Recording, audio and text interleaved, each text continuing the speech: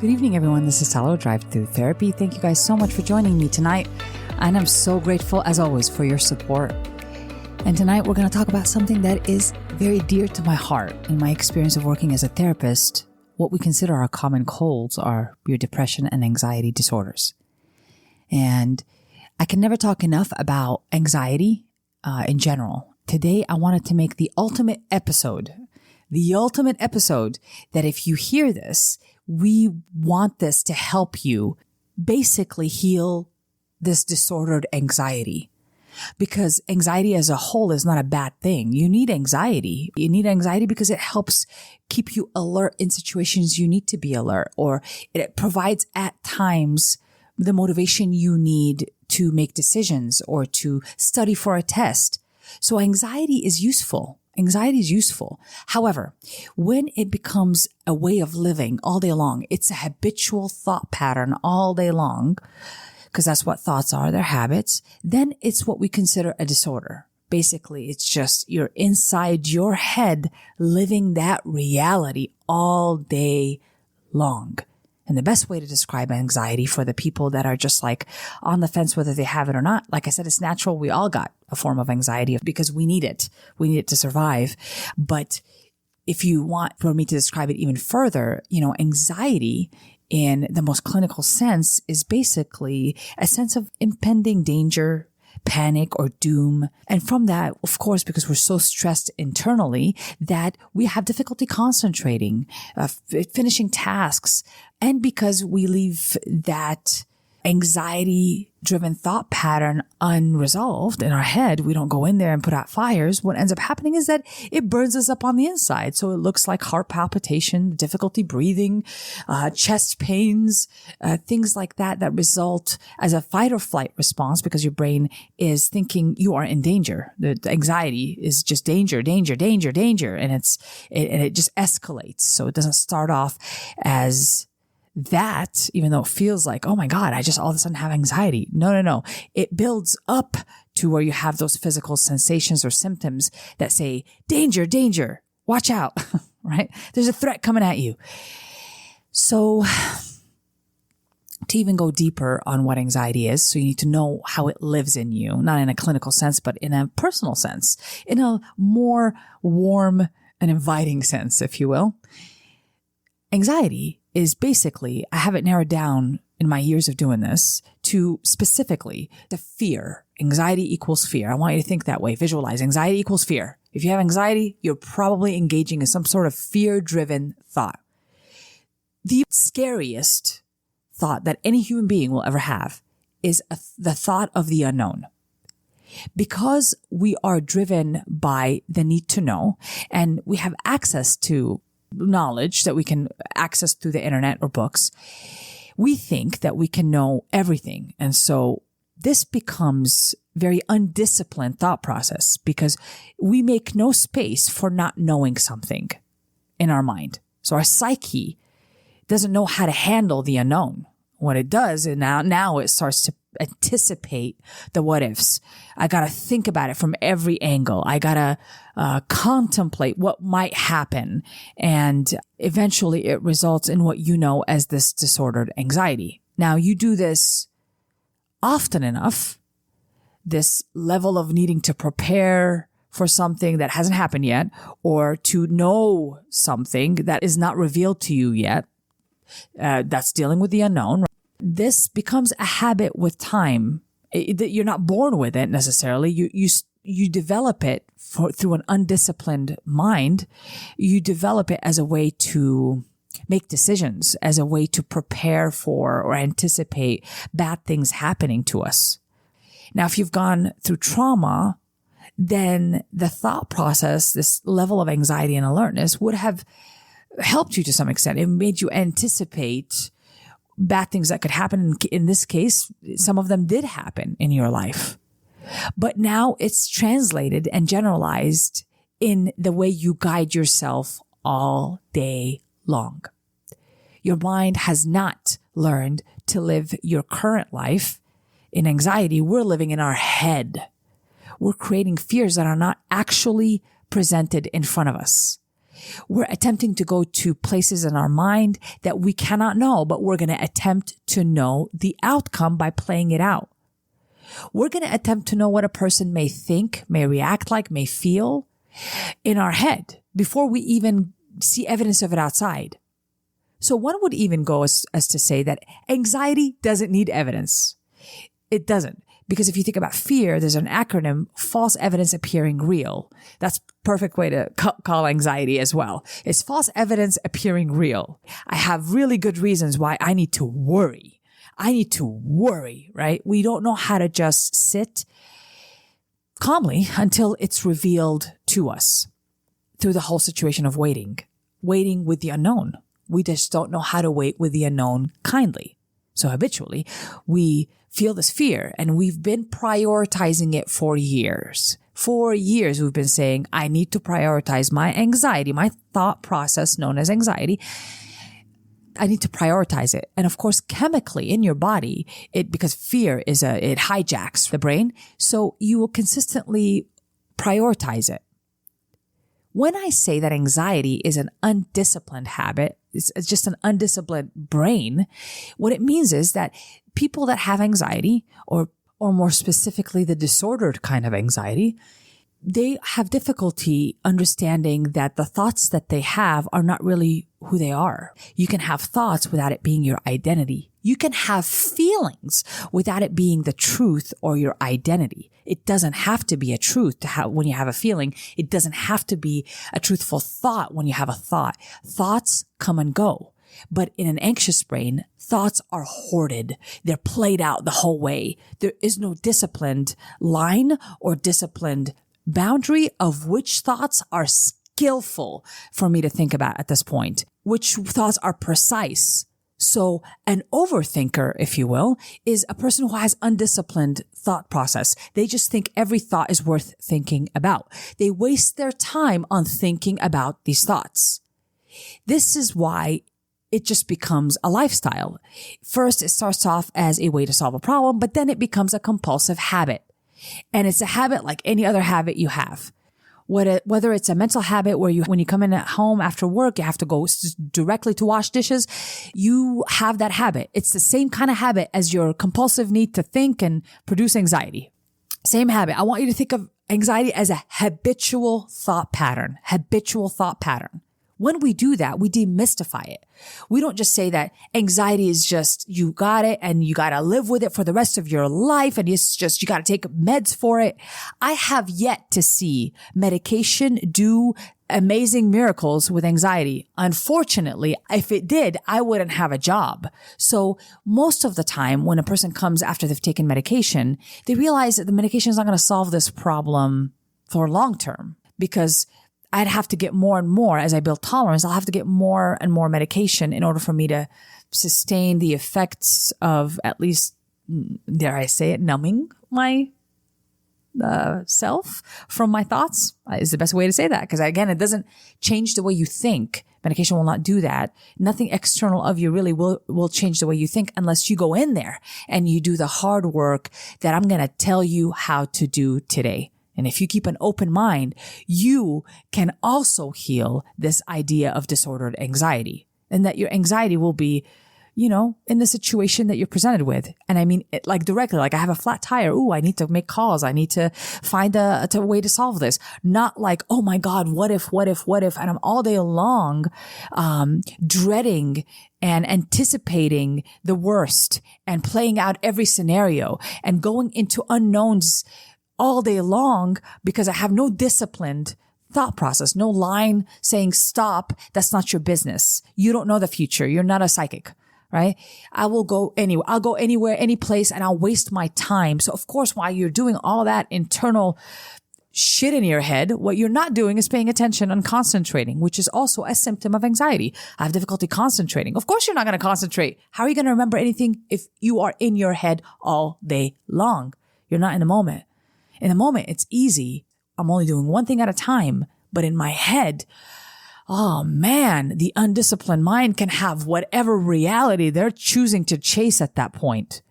So I really need to hammer in there that an anxious mind simply is the most undisciplined mind. That's it. It's about disciplining the mind. It's about learning that I'm not helpless to it.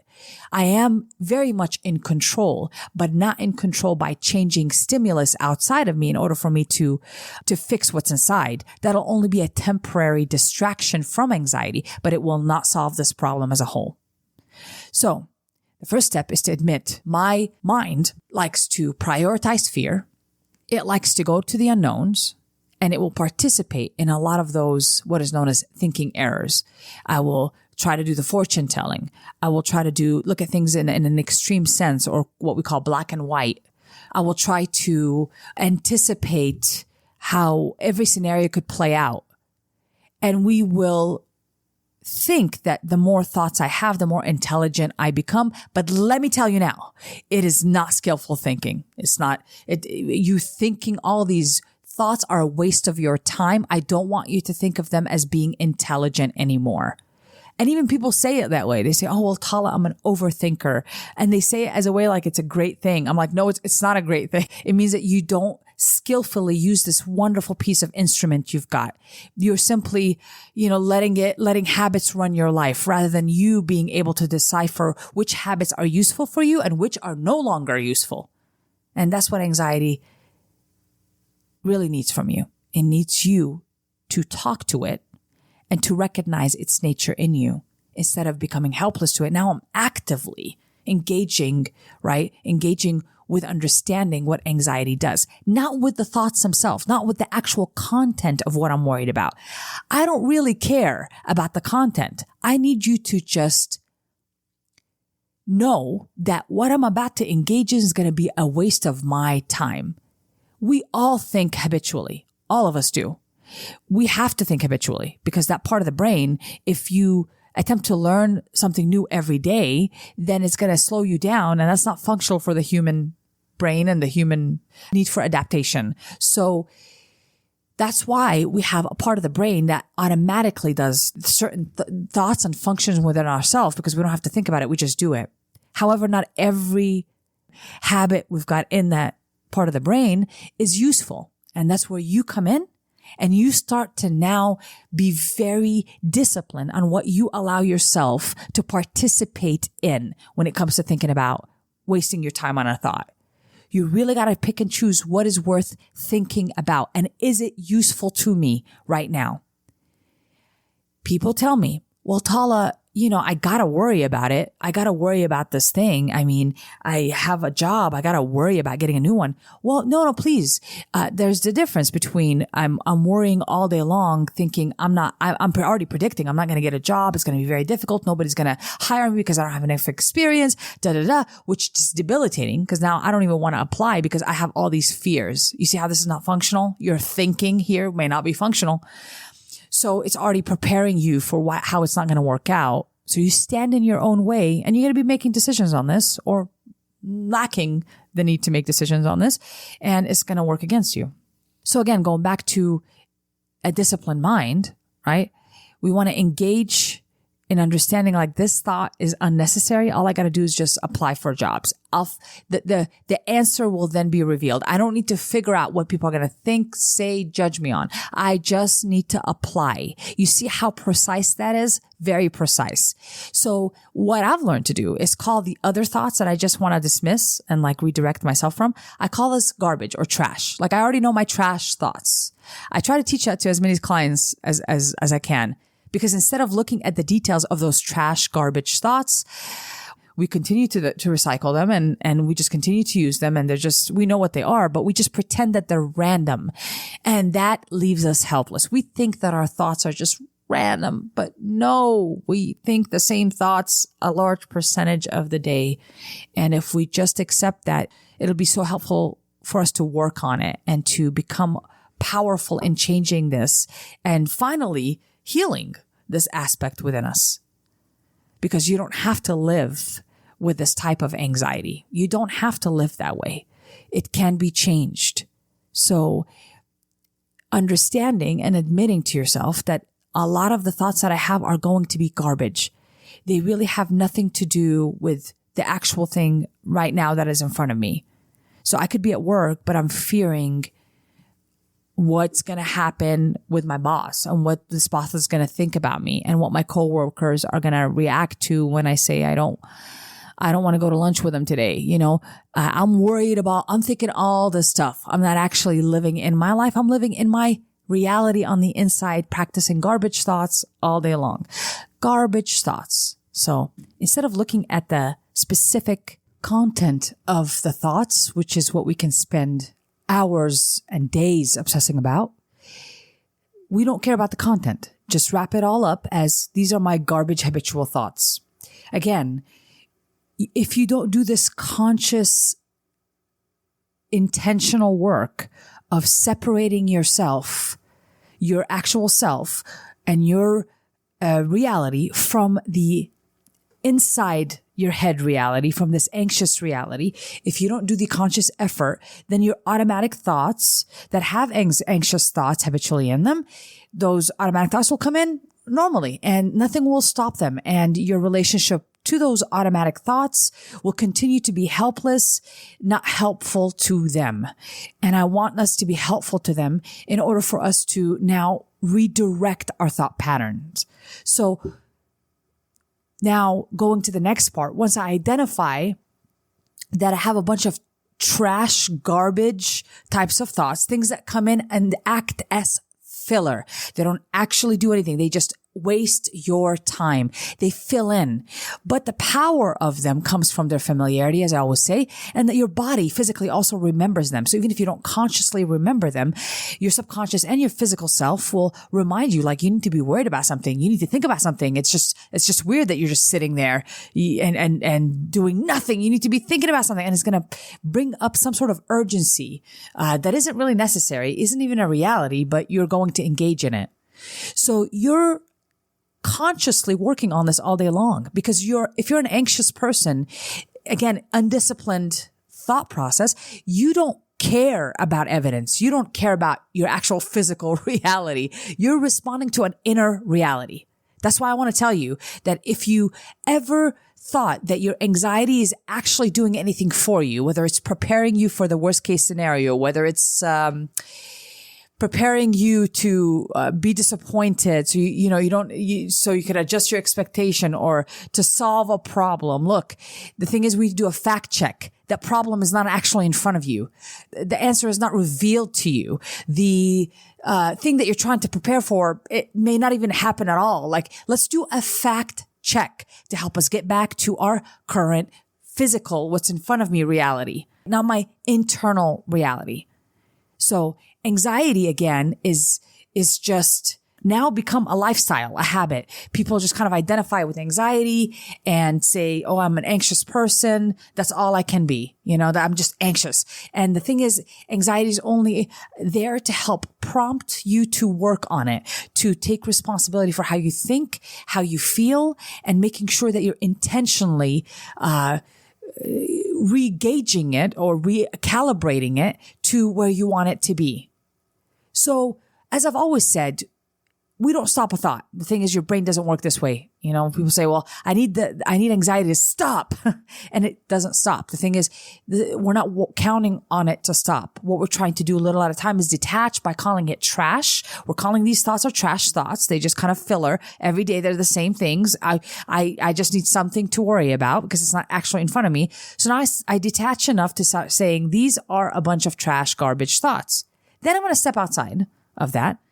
And then I'm going to redirect my thoughts. So like as I'm detaching, stepping outside of those actual habitual thoughts, I'm going to redirect. Your brain does better with redirecting intentionally. Again, there's a difference between distracting and redirecting intentionally. Distracting is maybe, I don't know, using some sort of distraction in front of you, whether it's a movie, binge watching things, if binging Facebook, or drugs, alcohol, sex, relationship. We could be binging any of these things, but as it acts as a form of distraction, what we want to do is to redirect intentionally. So this way now we're focused.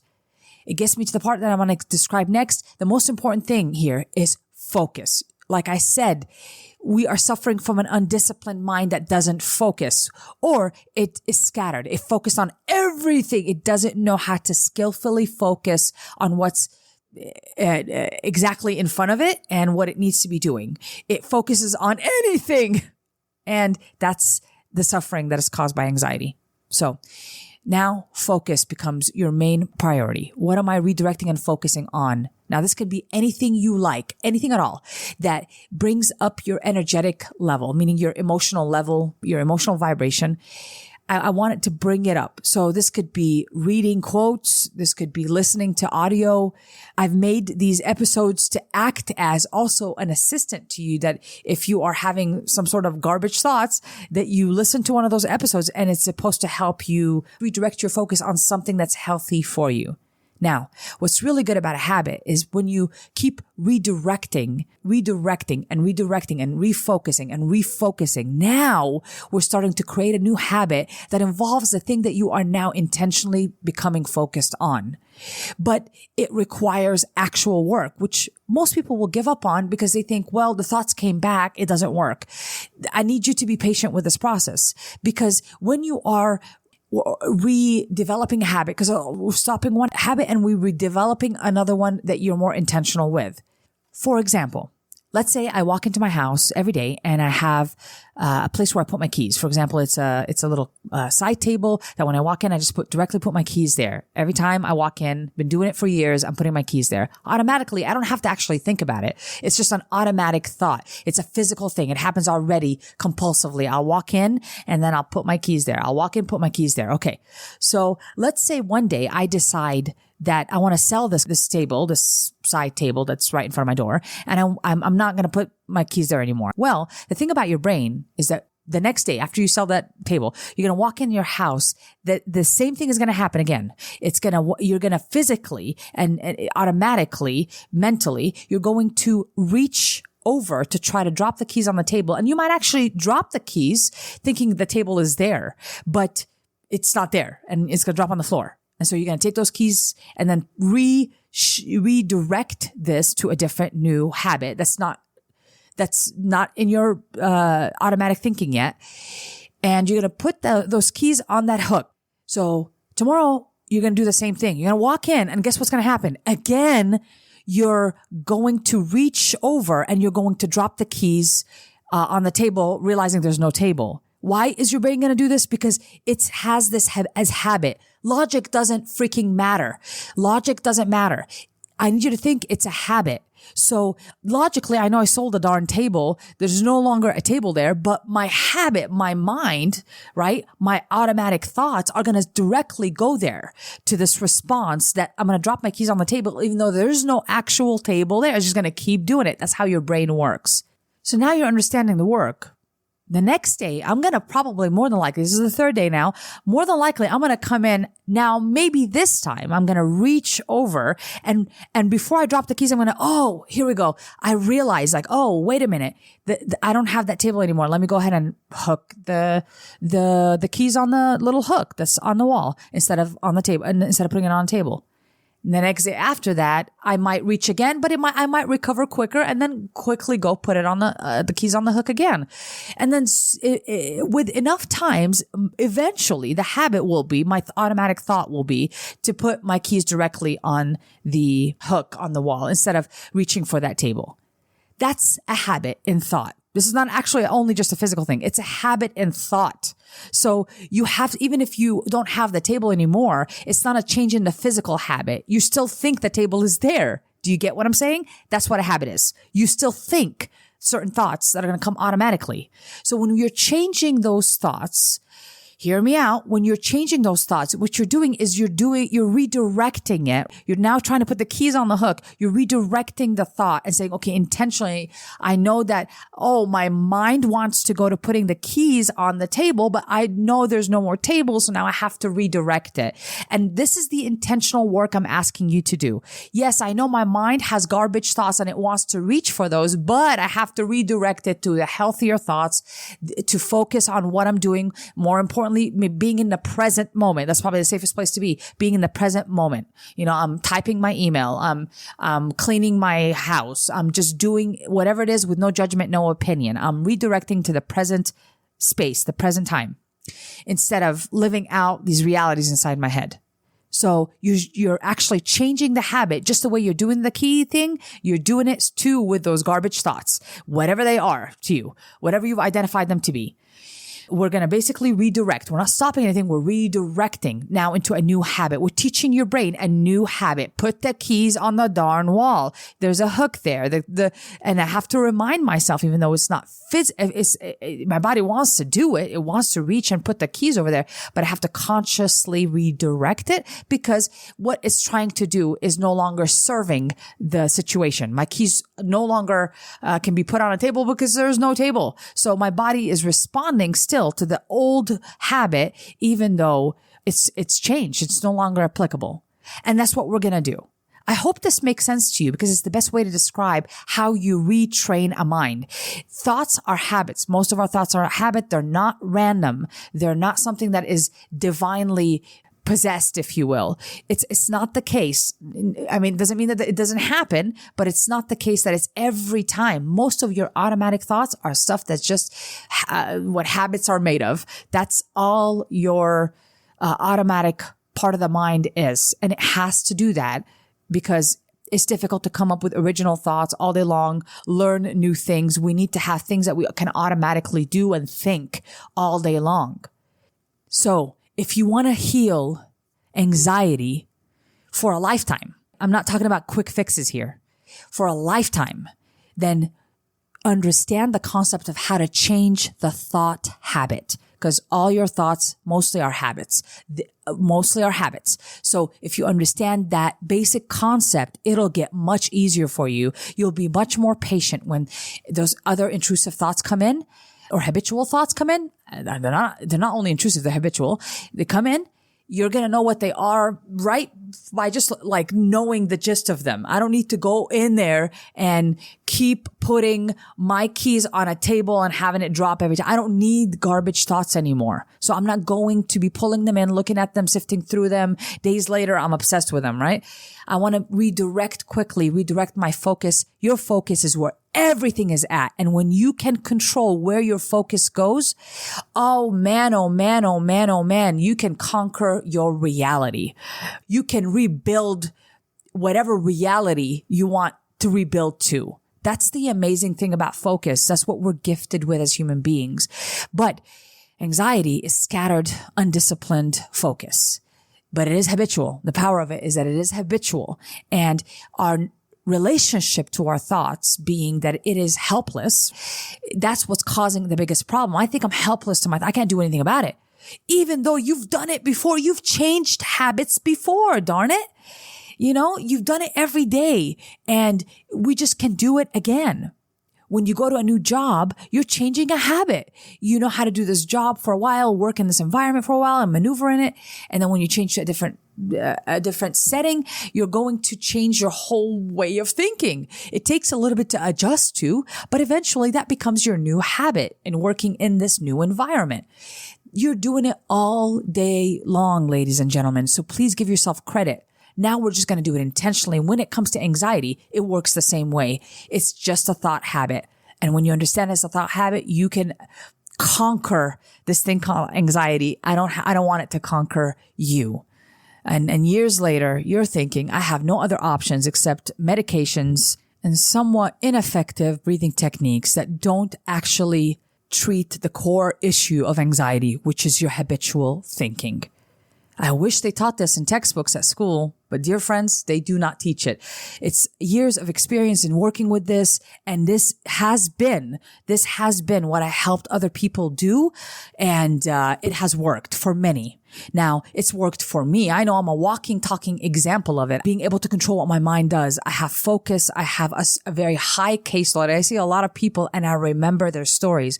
Why do I do that? Because I am able to discipline what I focus on and in turn discipline what I remember. I can remember better and I can focus much better on what a person is telling me.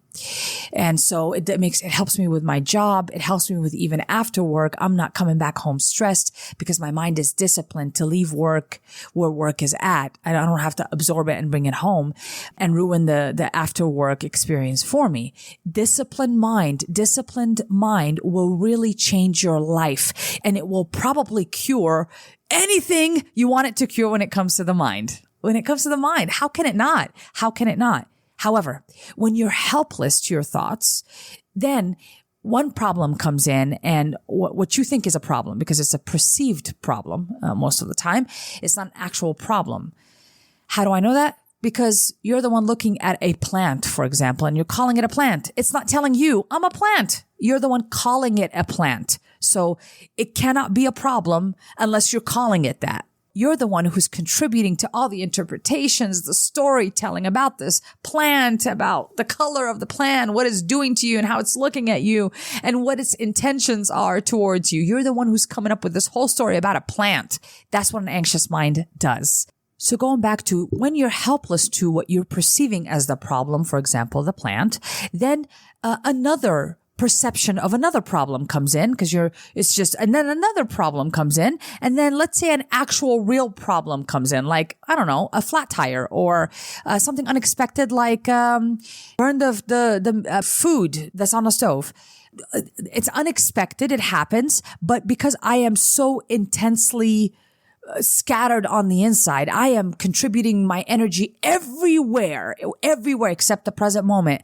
Then this one thing that changes in my present moment, in my actual physical present moment, now becomes extremely bad. The end of the world, and I'm irritable, and it's just terrible because it's just another added stress. But in reality, it really isn't. My mind has already been stressed, and then I'm experiencing the outside world. So I think it's added stress because I'm not taking care of the inside of me. So it looks like dishes are piling up, but they're really not piling up, friends. We need to wash one dish at a time. And I need to make sure that I'm going back to the present moment so things don't pile up or appear to pile up.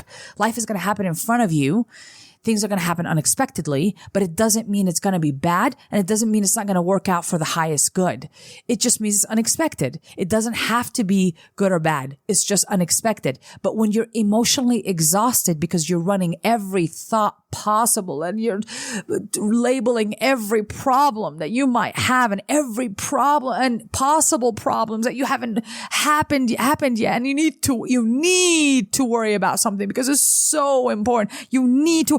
Okay, then something simple can happen in front of you and you will not be able to deal with it adequately or proportionate to the situation because you're going to be already irritable. You're going to be stretched too thin emotionally. And that's when I think diseases start. We're stressed, and of course it's going to impact our physical self, our mental self, our relationships. We just don't know how to enjoy life. So you see, although it starts off as a disordered anxiety, anybody can relate to this, right? Send it to everybody. Send this episode to everybody. The worst they can tell you is like, oh, she's crazy. She's crazy. She doesn't know what she's talking about. And that's fine with me.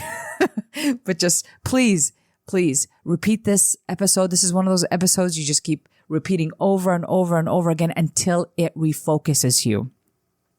And eventually your focus will be so intentional that now you can use it to learn anything you've wanted to learn and wanted to do, because now you have plenty of energy that is conserved.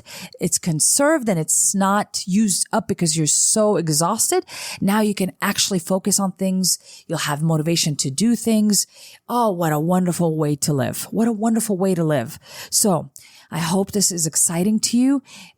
Join me on this new task to change the way we perceive anxiety and to, in a lot of ways, normalize it, because all of us can relate to anxiety in some way. But from here on out, a lot of us are going to help heal this for a lifetime. And this is how you do it. If you have any questions about this, or if you have a suggestion for a topic, you can always email me at talaibra8888@gmail.com. And I would be so excited to hear what you got to say about any topic you want to hear about. I'm always inspired. I think I probably never run out of inspiration when it comes to this podcast. Thank you guys so much for joining me tonight. I'm sending you love and light. Deepak Chopra says, the best use of creativity is imagination. The worst use of creativity is anxiety. This has been an episode of Drive-thru.